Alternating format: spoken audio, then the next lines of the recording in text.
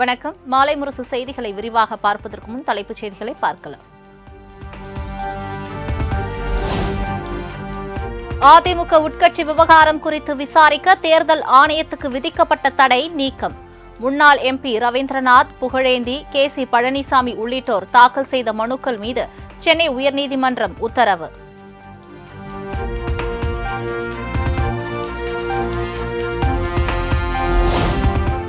அதிமுக உட்கட்சி விவகாரத்தை தேர்தல் ஆணைய சின்ன ஒதுக்கீட்டு சட்டத்தின்படி விசாரணை நடத்தலாம்.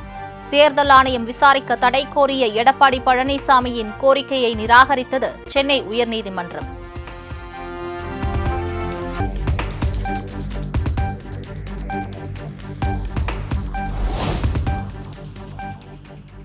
சிவில் நீதிமன்ற உத்தரவு வரும் வரை இரட்டை இலை சின்னத்தை யாருக்கும் ஒதுக்கக்கூடாது.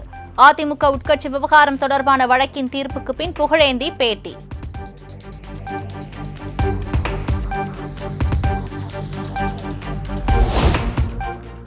தமிழ்நாடு முழுவதும் 1000 மருந்தகங்கள் வருகின்ற 24ஆம் தேதி திறப்பு. முதலமைச்சர் மு க ஸ்டாலின் திறந்து வைக்க உள்ளதாக தகவல்.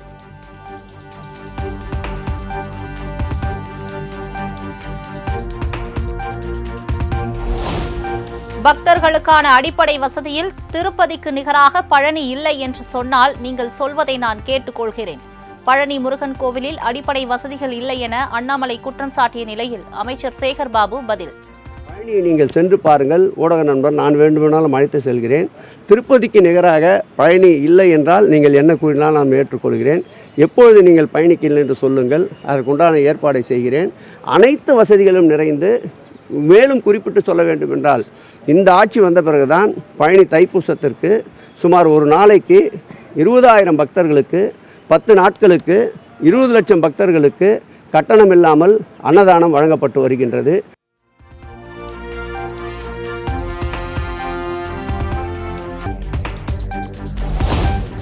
புதுச்சேரி சட்டப்பேரவையில் சபாநாயகர் இருக்கை முன் அமர்ந்து தர்ணா செய்த சுயேட்சை MLA நேரு சஸ்பெண்ட். சபாநாயகர் மீது நம்பிக்கையில்லா தீர்மானம் கொண்டுவர கடிதம் கொடுத்ததோடு சபையை நடத்த எதிர்ப்பு தெரிவித்ததால் நடவடிக்கை.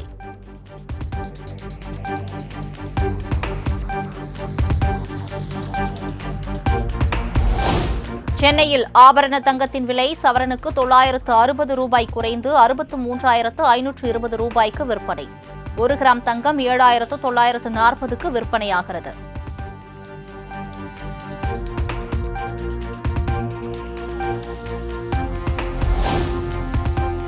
பனிமூட்டம் காரணமாக சென்னையில் 14 விமானங்களின் சேவைகள் பாதிப்பு. சுமார் 30 நிமிடங்களில் இருந்து 1 மணி நேரம் வரை தாமதமாக விமானங்கள் இயக்கப்படுவதால் பயணிகள் அவதி.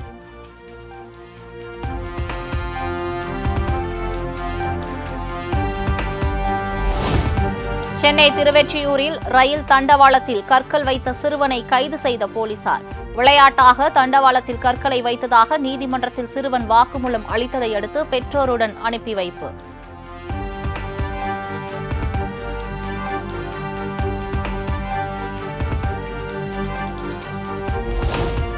சென்னை அசோக் நகரில் உள்ள தனியார் பள்ளியில் 9ஆம் வகுப்பு படிக்கும் மாணவனுக்கு பாலியல் தொல்லை. தனியார் பள்ளி ஆசிரியர் சுதாகரை போக்சோ சட்டத்தின் கீழ் கைது செய்த போலீசார்.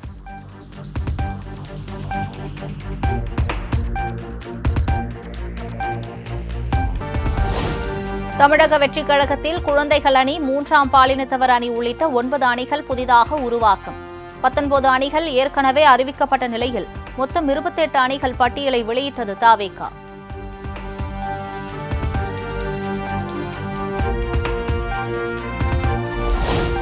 தமிழக வெற்றிக் கழகத்தில் 3ஆம் பாலினத்தவர்களுக்கு என தனி அணி அறிவிப்பு.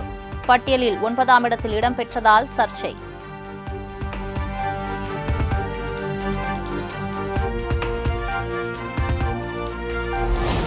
தவேகாவில் அறிவிக்கப்பட்ட அணிகள் பட்டியலில் சிறுபான்மையினருக்கான அணி இடம்பெறவில்லை. குழந்தைகளுக்கென தனி அணி உருவாக்கப்பட்டதால் இணையத்தில் எழுந்த விமர்சனம்.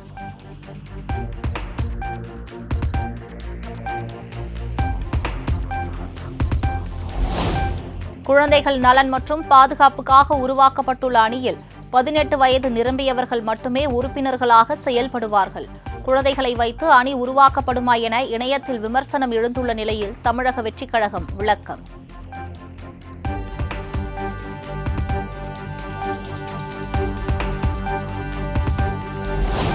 தைப்பூசத்திற்கு தாவேகா தலைவர் விஜய் வாழ்த்து தெரிவித்தால் பெருசா?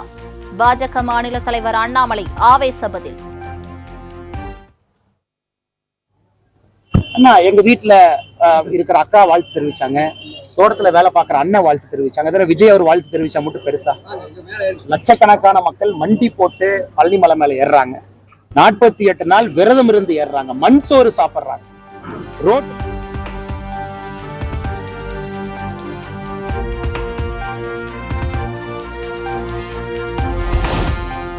அதிமுக முன்னாள் அமைச்சர் செங்கோட்டையன் வீடு முன்பு துப்பாக்கி ஏந்திய போலீஸ் பாதுகாப்பு. ஈரோடு மாவட்டம் குள்ளம்பாளையத்தில் உள்ள வீட்டிற்கு உதவி ஆய்வாளர் தலைமையில் பாதுகாப்பு பணி தீவிரம்.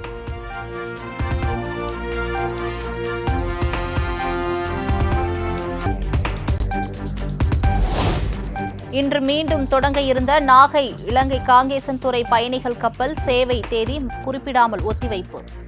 தொழில்நுட்ப சான்றிதழ் அனுமதி தொடர்பான பிரச்சினைகளால் வேறு தேதிக்கு மாற்றப்பட்டுள்ளதாக தனியார் கப்பல் நிறுவனம் தகவல்.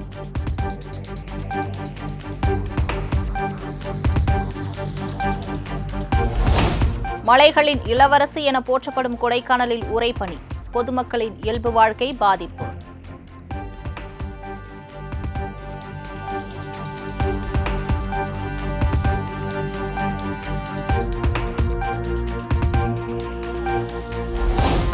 மதுரை அலங்காநல்லூரில் 2வது நாளாக விறுவிறுப்பாக நடைபெற்று வரும் ஜல்லிக்கட்டு போட்டி.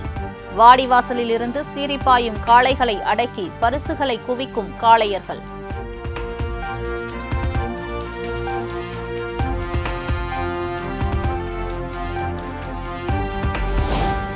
சதுரகிரி சுந்தர மகாலிங்கம் கோவிலில் தை மாத பௌர்ணமியை ஒட்டி இன்று சிறப்பு வழிபாடு. திரளான பக்தர்கள் சதுரகிரி மலையேறி மனமுருக வழிபாடு.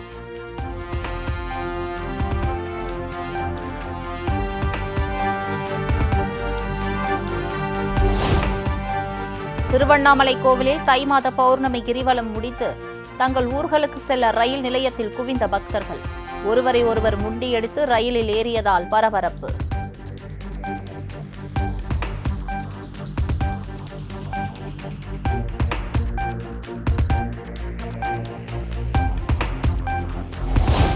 உலகின் 5வது பெரிய பொருளாதார நாடாக இந்தியா உள்ளது என பிரதமர் மோடி பெருமிதம்.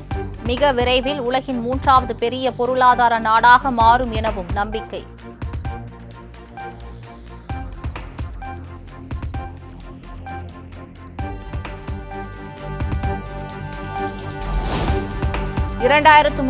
ஆண்டுக்குள் 500 ஜிகாவாட் புதுப்பிக்கத்தக்க எரிசக்தி என்ற இலக்கை நோக்கி இந்தியா முன்னேறி வருகிறது.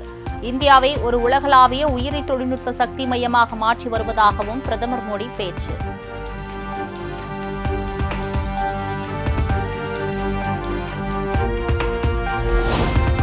AI தொழில்நுட்பத்தால் வேலை இழப்பு ஏற்படாது என பாரிஸ் மாநாட்டில் பிரதமர் மோடி பேச்சு. வேலையின் இயல்பு மட்டுமே மாறும் எனவும் கணிப்பு.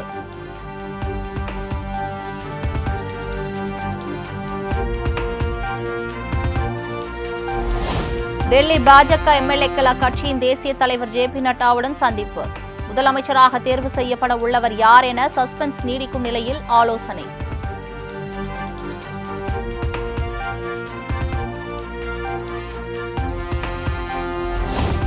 மாசி மாத பூஜைக்காக சபரிமலை ஐயப்பன் கோவில் நடை இன்று மாலை 5 மணிக்கு திறப்பு. முன்பதிவு செய்த பக்தர்கள் மட்டுமே தரிசனத்திற்கு அனுமதி என தேவஸ்வம் போர்டு தகவல்.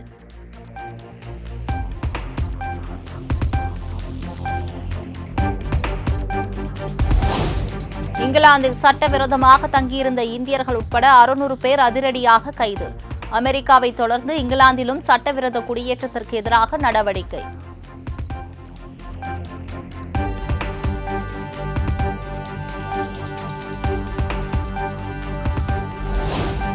ஐரோப்பாவில் சட்டவிரோதமாக குடியேற முயன்ற பாகிஸ்தானியர்கள் சென்ற படகு கவிழ்ந்த விபத்தில் 16 பேர் உயிரிழப்பு, 37 பேர் மீட்கப்பட்ட நிலையில் 10 பேரை காணவில்லை என தகவல்.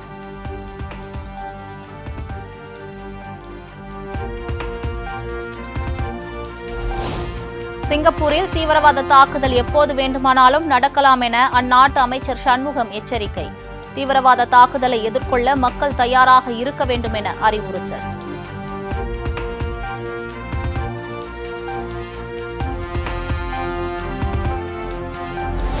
ஹாட்ரிக் வெற்றி பெறுமா இந்திய அணி?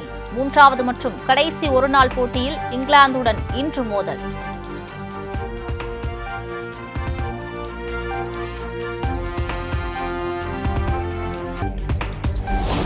ரஞ்சி கோப்பை தொடரின் காலிறுதி ஆட்டத்தில் விதர்பா அணியிடம் தமிழ்நாடு அணி தோல்வி.